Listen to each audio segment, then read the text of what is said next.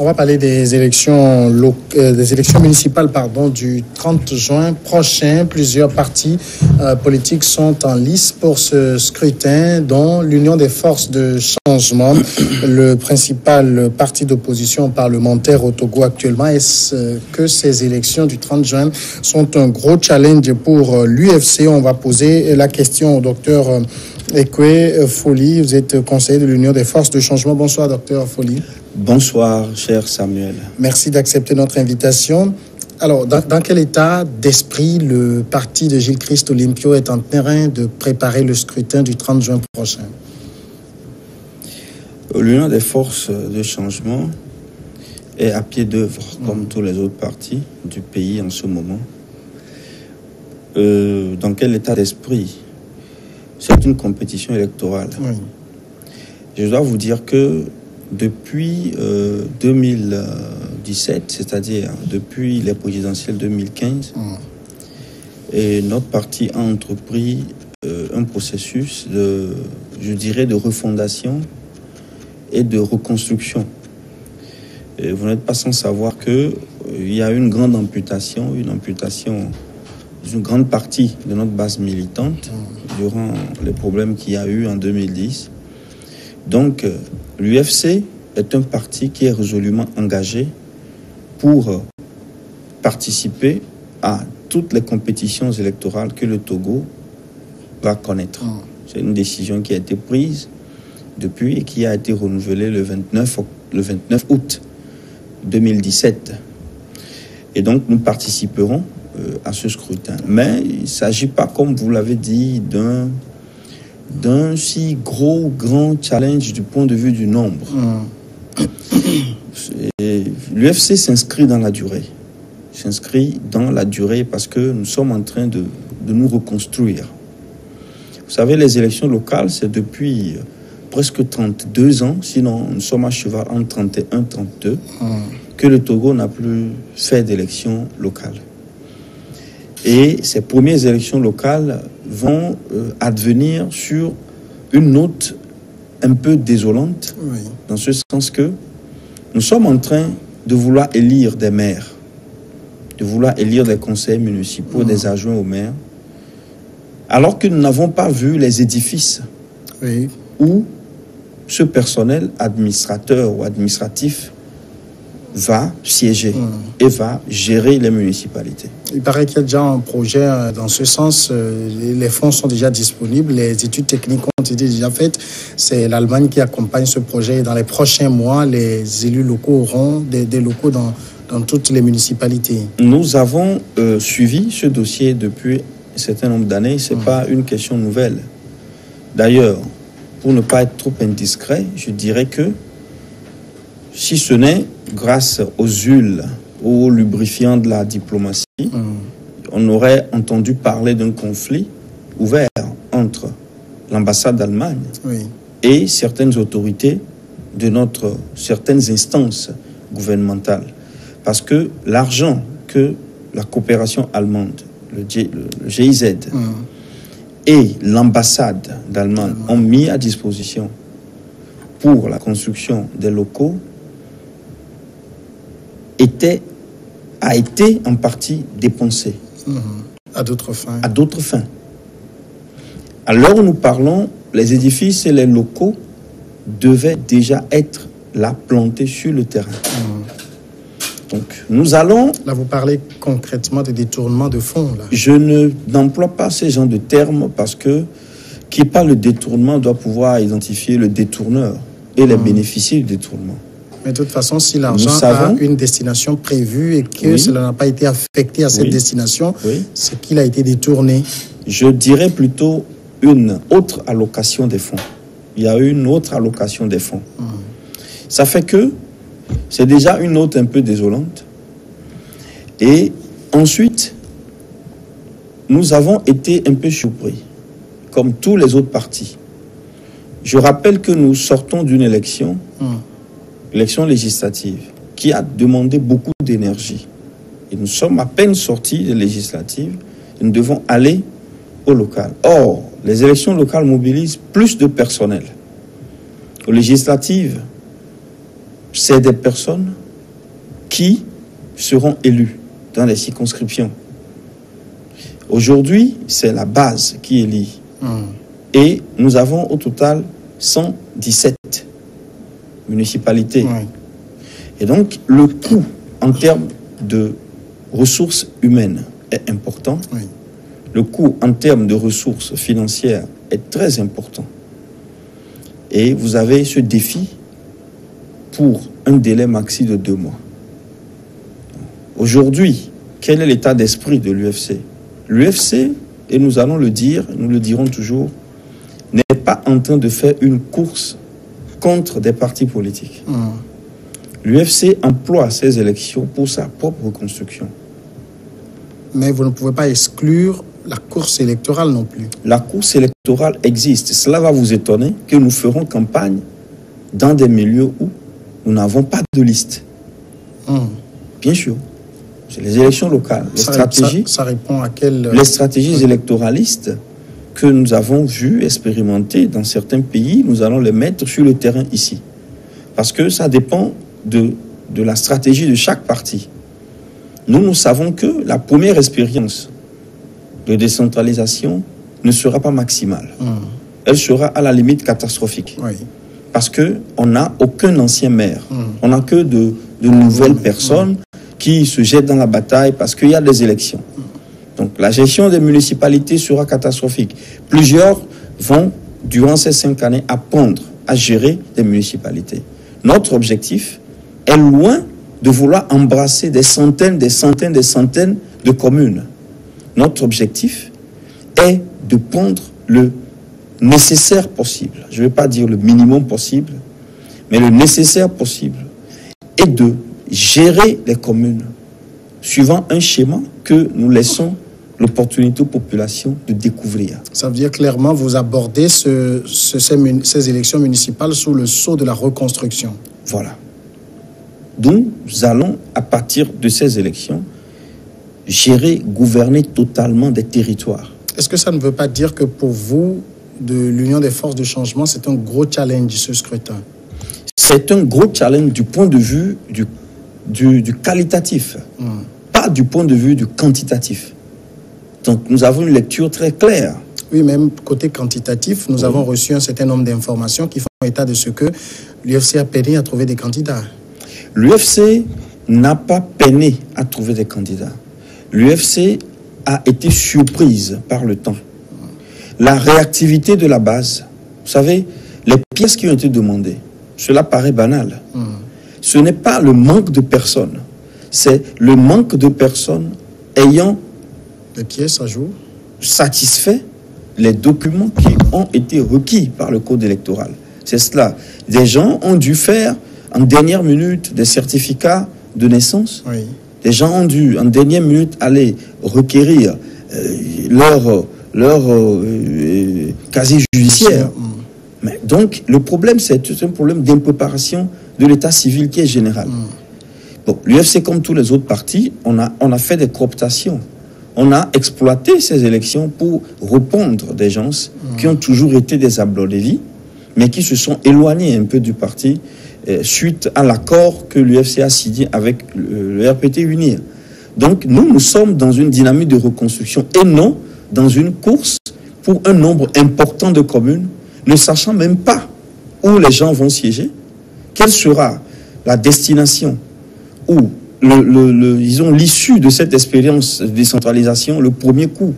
Nous ne sommes pas pressés. L'UFC va faire le travail qu'il faut pour avoir le nécessaire, le nombre nécessaire de communes et le bilan, notre bilan, et c'est ce que nous demandons, nous disons ici, le bilan ne sera pas sur la base du nombre de communes que nous aurons à l'issue de cette compétition électorale, mais le bilan pour nous, l'UFC, sera à l'issue des 5 dernières années. Alors, nous parlons quand même de 117 communes, vous l'avez rappelé. En termes de pourcentage, vous êtes dans combien? Alors, nous avons initialement soumis 42 listes à la CENI. Des 42 listes, 39 listes ont été retenues. 3 listes ont été rejetées, invalidées. Le nombre total, c'est 117. Donc, nous fluctuons à la lisière du tiers. Vous voyez très bien que notre choix, ce n'est pas un choix de couverture holistique du territoire. C'est un choix de reconstruction progressive. Et c'est un peu aussi une obligation, hein, parce qu'il y a un problème de moyens. Ce n'est pas une obligation, parce que au moment où nous sommes actuellement, nous avons convenu de faire les choix qui correspondent à nos stratégies de reconstruction. Est-ce qu'il peut en être autrement dans le contexte actuel où l'UFC se retrouve, si on doit dire les choses cartes sur table? Si vous savez que pour les législatives, nous avons fait un déploiement beaucoup plus important. Et nous avons fait des dépenses beaucoup plus importantes que le budget provisionnel actuel sur lequel nous travaillons. Là-bas, les listes, on est dans un scrutin de listes, et c'est beaucoup plus important en termes de nombre de personnes sur les listes que pour les législatives. C'est vrai, c'est vrai. Et donc, nous avons des communicipalités prioritaires sur lesquelles nous travaillons. Une fois que ces municipalités prioritaires seront investies par nos conseillers municipaux ou éventuellement nos maires, nous prendrons cet exemple comme un exercice paradigmatique pour les 5 prochaines années. Le temps est infini. Et nous savons que le travail que nous faisons aujourd'hui, c'est pour les années à venir. Donc l'UFC est donc dans la course pour le qualitatif, mais vous savez, non pour le quantitatif. Vous savez en même temps que ces élections municipales font suite à des législatives. L'intervalle, c'est à peine 6 mois entre les deux élections. Et pour les partis qui avaient boycotté les élections législatives, il s'agira de montrer que c'est eux les véritables maîtres du jeu politique. Et si l'UFC dit aujourd'hui que je ne veux pas être dans cette compétition-là, ça pose quand même un problème parce que vous êtes dans la posture de chef de file de l'opposition. Vous devez le prouver sur le terrain. Vous savez, nul ne peut imposer à l'UFC un défi que l'UFC ne s'élabore pour soi. Les gens voient dans une direction. Nous avons une autre vision des choses. La compétition électorale entre les partis qui ont boycotté les législatives et l'UFC qui a participé est une vue de l'esprit. C'est absolument une vue de l'esprit. Pour une simple raison, que la plupart des partis qui ont boycotté les législatives sont dans une course de rattrapage. Nous sommes à un point de l'échiquier politique où nous ne manquons pas de légitimité. Donc, au moment où les gens vont courir pour faire du rattrapage, nous prenons notre temps pour notre reconstruction. Donc, nous ne sommes pas dans ce défi à distance. Pas du tout. Mais vous avez dit 42, enfin vous vous retrouvez juste dans 39 communes sur 117. Ça veut dire que vous ne pouvez même pas bénéficier des médias, hein, parce que vous avez vu la condition qui est posée aujourd'hui. Justement, ça fait partie des couacs et des sujets qui rentrent dans l'idée de désolation initiale dont je parlais. C'est-à-dire que, pour être franc avec l'opinion qui nous suit, notre parti n'est pas particulièrement contente ou ravie de ce choix qui a été fait. D'autant plus que nous connaissons les tests. Nous connaissons les marges dont dispose la HAC et les marges dont dispose notamment le ministère de l'administration territoriale. Donc, on ne peut en aucun cas aller dans le sens d'un pourcentage arbitraire à partir du moment où la représentativité des partis est connue. Ça pose un problème. Ça pose un problème. Pour toute compétition, que ce soit agonistique ou politique, il faut absolument que les règles du jeu soient posées à l'entame de la compétition, pas durant la compétition. Alors, si la HAC a idée de définir ou de décider que les personnes ou les partis qui n'auront pas les 50% de couverture du territoire n'auront pas accès aux médias d'État, ceci devait être dit au début. Pas après que nous avons présenté les listes et que nous sommes en train de lutter pour repêcher les éventuelles listes rejetées. Donc ça, c'est une technique de gouvernance électorale qui n'est pas du tout catholique. Il n'y a pas que ça. Il y a également le couac du financement. Une compétition électorale, c'est du marketing politique. Il faut se faire connaître par la population, il faut se faire apprécier et il faut se faire élire. À partir du moment où le matériel sur lequel nous travaillons est un matériel humain, il faut beaucoup d'argent pour convaincre les gens. Oui. Nous sommes habitués au Togo, et les tests du Togo le disent, que les compétitions électorales sont soutenues et sont partiellement financées par l'État. Eh bien, aujourd'hui, nous sommes à 2 jours du lancement de la campagne électorale. Je peux vous assurer que, en tout cas, nous, à l'UFC, nous n'avons pas reçu de financement. Je ne sais pas si les autres partis qui sont dans la course ont reçu un financement, que ce soit formel ou informel. Mais nous savons que ceci s'apparente à un manque de la part de l'autorité qui gère le processus électoral. Ça ne servira à rien, ou ça ne servira pas à grand-chose, de débloquer des fonds à partir du moment où la campagne a déjà commencé. Même si il y a un projet de financement de la campagne ou des partis qui sont en lice, en tout cas, l'autorité devait quand même aviser les partis que, attention, nous travaillons sur un déblocage de fonds en votre endroit qui peut venir après le lancement de la campagne. Mais au moins, les partis sauront que de l'argent de l'État leur arrive pour les aider à battre campagne. Au moment où nous parlons, aucune information, malgré nos relances et malgré les communications que nous avons initiées, il n'y a pas de réponse là-dessus. Donc ceci, c'est un second couac qui n'est pas des moindres. Parce que l'argent, ce n'est pas seulement le nerf de la guerre. L'argent, c'est surtout le moteur ou l'essence, le carburant de la politique. Et c'est le carburant des compétitions électorales. Patrice Talon est venu argent contre argent. Il a gagné 100 partis. Il a soumis des partis qui travaillaient dans ce pays pendant des années. Il les a soumis parce qu'il a une autorité financière. Et donc, si nous allons à une compétition qui participe de l'animation de la vie politique du pays et qui va encore redorer le blason de Togo à l'étranger, parce que la décentralisation, c'est une forme d'harmonisation, n'est-ce pas, de standardisation à certaines normes qui sont aujourd'hui de rigueur dans la sous-région, dans l'espace CEDEAO et même également au plan international, au plan plus international. Donc, si nous faisons ça, il faudrait que quand même l'État prenne les dispositions idoines pour accompagner les partis. Donc, ce sont les 2 couacs importants, au-delà du 3e couac que tout le monde partage aujourd'hui, qui est celui du temps. Oui. Nous irons à ces élections avec ces couacs, mais nous aurions préféré, en tout état de cause, que on ait eu plus de temps, ou on ait eu plus de temps pour se préparer. Et sur la base de tout cela, vous pensez que vous allez quand même tirer votre épingle du jeu? Ça participe de notre choix de faire une compétition qualitative. Parce que nous savons là où ça commence, on ne sait pas l'issue. Et c'est les premières locales depuis 31 ans, 32 ans. Et donc l'UFC, en tant que parti, ce n'est pas un secret. Nous avons une stratégie sur le qualitatif et non sur le quantitatif. Nous n'avons pas couvert la moitié, mais je veux vous dire tout simplement la pensée qui est la mienne et qui serait la nôtre par rapport à la question de la HAC.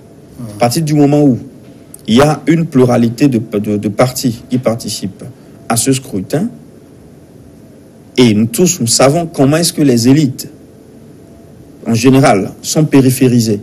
Et par élite, j'entends les partis politiques. La plupart des partis politiques sont périphérisés du point de vue financier. Étant donné que les cadres des partis n'ont pas, la plupart des partis n'ont pas des cadres qui sont économiquement puissants. Il y a un parti qui se démarque, et c'est le parti UNIR, qui a les capacités, du fait de la longévité au pouvoir, donc du fait de l'accès à plus de ressources, de couvrir le Togo tout entier. Donc, il y a des partis comme ça contre qui on ne peut pas compétir au plan financier. Mais sachant que tous les partis ne partent pas du même pied d'égalité financière, on aurait pu, au lieu de fixer un pourcentage de 50% pour la couverture, on aurait pu permettre une couverture au prorata de la participation. Alors, chacun obtient un espace pour se faire entendre. Donc, je crois que ça a été un choix qui s'est imposé de façon extra scriptuaire et qui s'est imposé de façon un peu arbitraire. Vous avez quand même un représentant à la HAC qui ne vous a pas défendu? Nous avons un représentant à la HAC. Les modalités de défense et de décision de la HAC sont telles que cette décision est passée. Et je peux vous dire qu'initialement, le pourcentage dont on parlait était au-delà de 50. Oui. Était au-delà, je ne vais pas donner de chiffres. On était 80. Hein. Était au-delà de 50. Donc vous voyez bien que c'est une barre discriminante un peu trop haute. Donc certains, comme nous, feront campagne et n'auront pas accès aux médias d'État. À la TVT qui couvre presque tout le territoire, on n'aura pas accès. On n'aura pas accès à la radio et on n'aura pas accès, par exemple, à Togo Presse. Ce qui est dommageable, non seulement pour nous, nous l'admettons, mais aussi pour l'image de ce scrutin. D'accord. Heureusement qu'en termes de télé, vous avez une World qui va au-delà de tout ce que d'autres télés peuvent couvrir au Togo. Ben, toujours que vous nous ouvrez vos antennes, comme vous l'avez fait si gentiment. Vous êtes en train de le faire. On prend un programme à cet effet. Docteur Okwe, merci d'être passé. Je vous en prie. Conseiller de l'Union des forces de changement. On va observer la pause pour suivre le